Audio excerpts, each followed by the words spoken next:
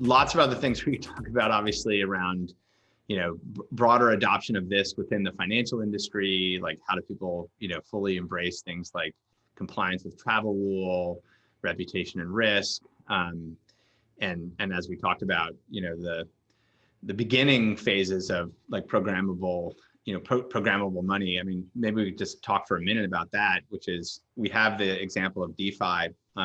What are some other either real world or conceptual examples of kind of smart contracts that are already demonstrating kind of the programmability of stablecoins?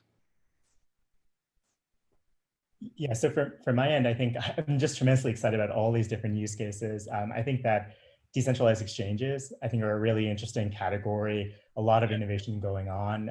And so like you see for like Uniswap, ZeroX, there are a number of different exchanges out there. I think that's one really interesting category. I think another really interesting category is other forms of financial services. So for example, insurance, options, some types of derivatives. So DYDX is a derivatives platform using smart contracts.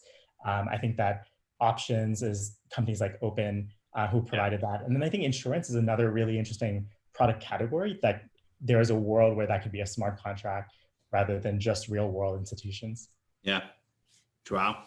Joao, I'm sure you have lots of ideas as well. Yeah, there's so many. Yeah, there's so many.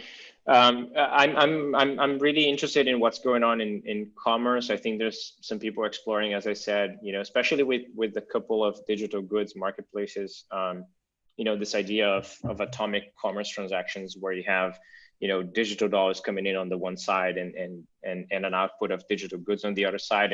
And the amount of infrastructure and operations that you scrape off of the surface of Earth when you implement things in that way, I mean, it's really incredible how these marketplaces are going to look like and how different they're going to be once you achieve that.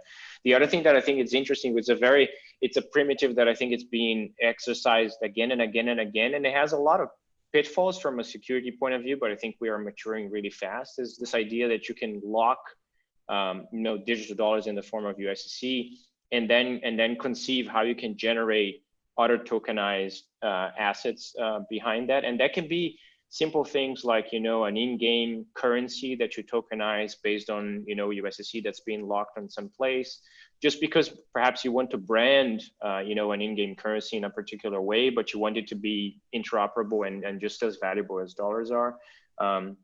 But also how you can lock that USDC to generate other forms of derivative digital assets. And I think that what Compound built with CUSDC, it's really interesting in the mechanism, and I think a lot of other people are exploring that for a number of different use cases. I'm very, very interested in that primitive as well.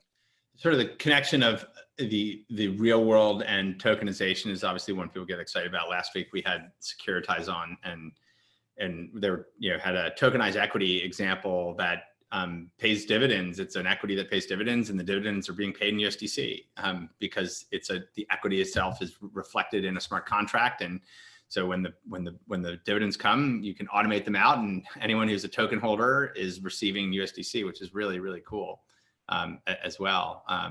And I think we'll see going deeper down the stack of financial contracts, basically, that are written that way.